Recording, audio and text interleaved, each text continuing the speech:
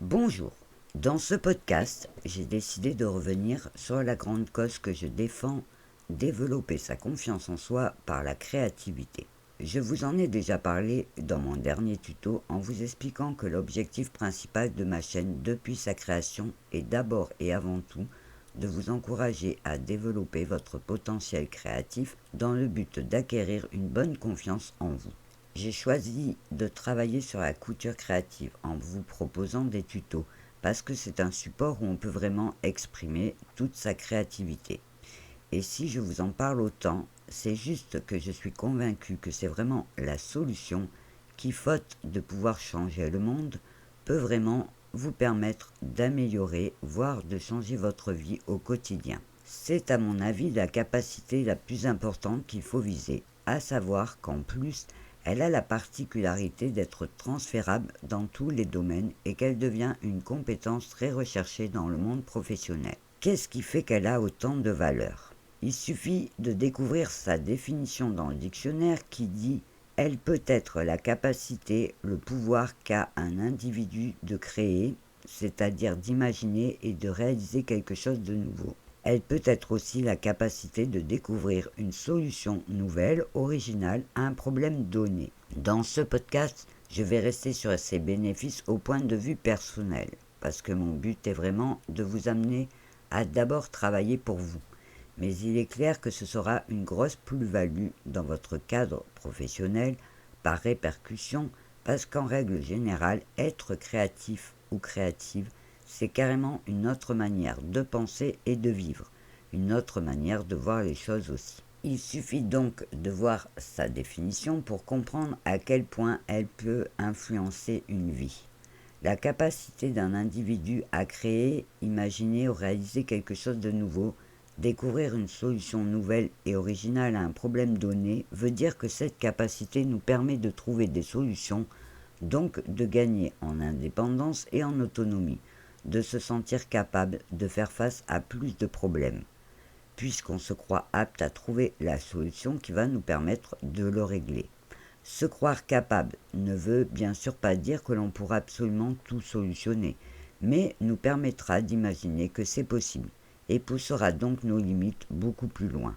On a souvent tendance à croire que la créativité ne concerne que les activités manuelles et artistiques, et du coup beaucoup de personnes ont tendance à limiter son impact à ces activités, alors que l'on peut être créatif dans tous les domaines, la cuisine, le jardinage, même le ménage. En fait, les personnes créatives vont souvent chercher leur propre technique, leurs propres recettes. Elles vont prendre plaisir à ne pas faire obligatoirement comme il faut faire. Beaucoup de personnes ont aussi tendance à associer l'originalité à la créativité, partant du principe qu'une personne qui ne veut pas faire comme tout le monde veut donc faire original. Cette déduction est assez logique, elle peut se comprendre, mais ce n'est pas toujours le cas. Dans certaines situations, la créativité amènera juste un gain de temps, une économie, un meilleur résultat, sans aucune originalité. Il faut reconnaître que la créativité peut permettre plus d'originalité. Par exemple, une personne qui crée ses propres vêtements pourra jouer sur l'originalité des tissus ou des formes si elle veut faire des créations qui sortent de ce qu'on a l'habitude de voir, des pièces uniques. Mais elle pourra aussi faire des pièces plus sobres qui suivent juste la tendance et choisir d'être créative dans sa façon de travailler pour économiser du temps par exemple. Dans chaque domaine, la créativité pourra être donc utilisée à des fins totalement différentes. Je vous ai parlé de tout ceci dans mon livre sur le chemin de la création, mais je voulais y revenir pour toutes les personnes qui n'auront pas vu mes vidéos ou lu le livre, parce que c'est des éléments essentiels pour bien comprendre la suite de ma réflexion. Parce que ce dont j'ai envie de vous parler dans ce podcast, c'est son bénéfice global qu'elle peut amener dans votre vie. À commencer par l'indépendance et l'autonomie, puisqu'on devient capable de trouver ses propres solutions à des problèmes qui peuvent sembler bien difficiles. Pour être bien clair, je vais prendre un exemple bien parlant. En tant que femme, vous connaissez sûrement le moment où vous avez une soudaine envie de tout changer dans votre maison, de bouger les meubles et là, du haut de vos 1,60 m, seul chez vous, vous retrouvez face à une grande bibliothèque bien lourde. En toute logique, vous devez vous dire que vous allez devoir attendre que votre homme ou qu'un ami puisse venir vous aider à la soulever, parce que vous n'êtes pas assez forte pour pouvoir le faire. Eh bien, une femme créative va trouver une solution, en glissant quelque chose sous les pieds pour la faire glisser, ou en la faisant basculer plusieurs fois pour la déplacer petit à petit. Elle ne comptera pas sur sa force physique, mais elle trouvera une solution pour le faire autrement. Je précise que si je vous parle de cet exemple, c'est que je l'ai personnellement testé plusieurs fois. Ce n'est qu'un exemple, vous n'en aurez peut-être jamais besoin, mais vous aurez l'assurance de savoir que vous aurez les moyens de le faire si vous n'avez pas d'aide. La personne qui illustre de mieux tout ce que vous amène la créativité, c'est le célèbre Mike Gaver. Il est toujours capable de bricoler un truc avec ce qu'il trouve autour de lui pour arranger sa situation. Et ce n'est pas pour rien que l'on a tendance à surnommer une personne créative la Mike Gaver. On ne peut absolument pas aller contre ce genre de comparaison tellement c'est le tout premier trait de caractère qu'on lui reconnaît. Demandez à une personne qui est Mike Gaver. Tout le monde va vous dire c'est celui qui se débrouille toujours à construire quelque chose avec rien. Le avec rien se traduira plutôt avec ce qu'il a à sa disposition, parce qu'il faut relever que ce qui devient intéressant dans son cas, c'est la mise en avant de cette contrainte, faire avec ce qu'on a, ce qui oblige à détourner des objets, utiliser une fourchette pour en faire une pièce de liaison électrique par exemple. Cette notion de contrainte est un élément très important dans la créativité, comme dans l'exemple dont je vous ai parlé pour bouger les meubles. Si on a un homme fort à la maison, il est bien évident que l'on n'aura pas besoin de faire appel à sa créativité. Ce que je veux vraiment mettre en avant dans ce podcast, c'est tout ce que la créativité peut vous permettre de faire ou de vous faire croire capable de faire. Et c'est cette croyance qui va vous permettre de gagner en confiance en vous. Parce qu'on a confiance en soi à partir du moment où on se sait capable de faire quelque chose. Et encore plus quand on connaît la fierté de réussir dans les petits comme dans les grands projets, ce qui m'a personnellement convaincu depuis longtemps que l'on peut travailler et développer sa confiance en soi par la pratique d'activités manuelles et artistiques. Quand on a le projet de faire un sac, on a le plaisir de le faire bien sûr, mais quand il est fini, notre plus grande fierté c'est de l'avoir fait nous-mêmes et de l'avoir réussi. Et quand on se promène avec et qu'une amie nous fait un compliment en nous disant qu'on a un beau sac, quelle est notre première réaction? En général, on ne peut s'empêcher de lui dire fièrement « c'est moi qui l'ai fait », parce que c'est ce détail qui fait toute la différence avec un beau sac qui viendrait du commerce. Il faut que je précise aussi que tout ce que je suis en train de vous dire ne repose pas seulement sur ma propre expérience de créatrice. J'ai souvent pu observer ce développement de la confiance en soi dans mes ateliers de couture avec des dames. Quand en début d'année, elles sont si timides et si discrètes qu'elles marchent sur la pointe des pieds pour se déplacer dans l'atelier de peur de déranger les autres, ou quand on sent qu'elles n'osent pas participer aux discussions avec les autres, on sait bien qu'elles sont contentes d'être en groupe, mais elles ont du mal à parler devant tout le monde. On a l'impression qu'elles aimeraient être transparentes. Avec l'expérience, je les remarque, bien sûr, mais je sais qu'avec le temps, elles vont s'habituer et chacune à leur rythme. Elles vont se faire leur petite place pour finir par se sentir assez à l'aise pour participer aux échanges. Je me rappelle en particulier d'une dame, celle qui marchait sur la pointe des pieds dans les premiers ateliers. Elle ne parlait jamais. Elle écoutait, elle souriait, elle faisait des mimiques qui prouvaient qu'elle suivait bien les conversations, mais elle ne disait jamais un mot.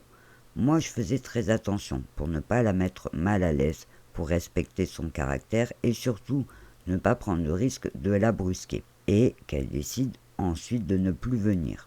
On pourrait comparer cette période à l'apprivoisement comme on le ferait avec un petit oiseau. Il faut y aller tout en douceur pour que petit à petit il s'habitue à nous, puis qu'il prenne suffisamment confiance pour s'approcher. Toujours est-il que c'était la bonne solution, parce qu'au fil du temps, cette dame s'est effectivement sentie à l'aise et s'est mise à parler autant que les autres, tellement qu'elle a pris assez confiance pour se confier et qu'au cours de sa deuxième année, elle a osé aller se présenter pour postuler pour une formation d'aide à la personne, qu'elle a réussi sans aucun problème. Depuis, elle travaille auprès de personnes âgées.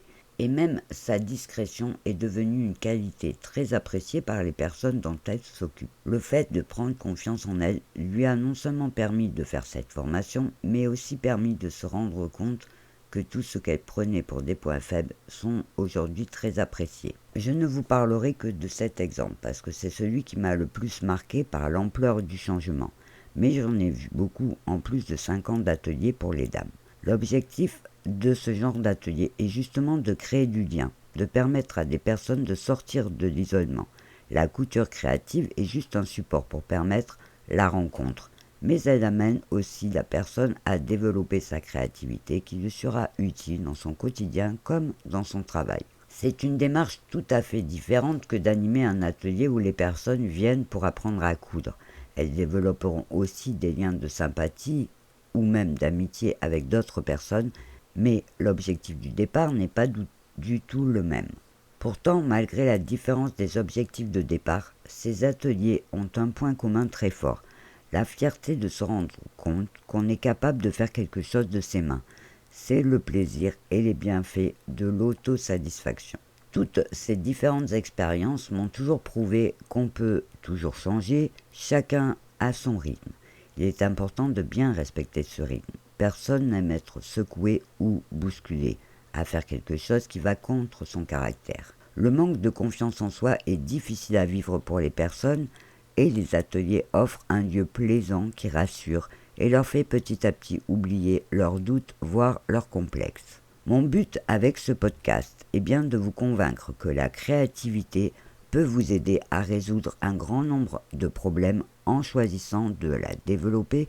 Vous allez exercer votre cerveau à trouver vos solutions. Vous allez aussi indéniablement prendre l'habitude de voir les choses sous un tout nouvel angle. Vous ne percevrez plus un problème comme insurmontable, mais vous prendrez le temps de réfléchir à lui trouver une solution. Vous serez aussi moins anxieuse puisque vous aurez moins peur de devoir affronter les problèmes du quotidien. Et sachez que même si chez certaines personnes la créativité semble innée, les scientifiques ne sont pas d'accord sur tout, mais ils s'accordent sur un point, la créativité peut s'apprendre. Il existe de nombreuses méthodes pour apprendre à devenir créatif et pour développer cette capacité. Il arrive aussi souvent qu'en la stimulant un peu, on découvre les petits restes de notre enfance. Les enfants sont toujours très créatifs et il serait temps de se rendre compte à quel point il serait judicieux de tout faire pour préserver cette capacité naturelle. Malheureusement, même si de plus en plus de psychologues en parlent, le système éducatif est bien loin de s'en soucier. L'école ne favorise absolument pas la créativité et c'est bien dommage parce que c'est aujourd'hui une compétence reconnue et recherchée dans le milieu professionnel. En attendant que les choses changent de ce côté-là, sachez que vous avez le pouvoir de retrouver cette capacité qui se cache au fond de vous et qu'elle vous sera toujours d'un grand secours, que ce soit dans vos créations comme dans votre quotidien. Je vous reparlerai d'elle, de comment la développer en pratique, de comment l'organiser dans de prochains épisodes. Pour conclure celui-ci, j'ai choisi une citation que j'aime beaucoup, d'un écrivain romancier, Jérémy Wanga Osaka, qui dit « La créativité est un nouveau monde caché en soi ».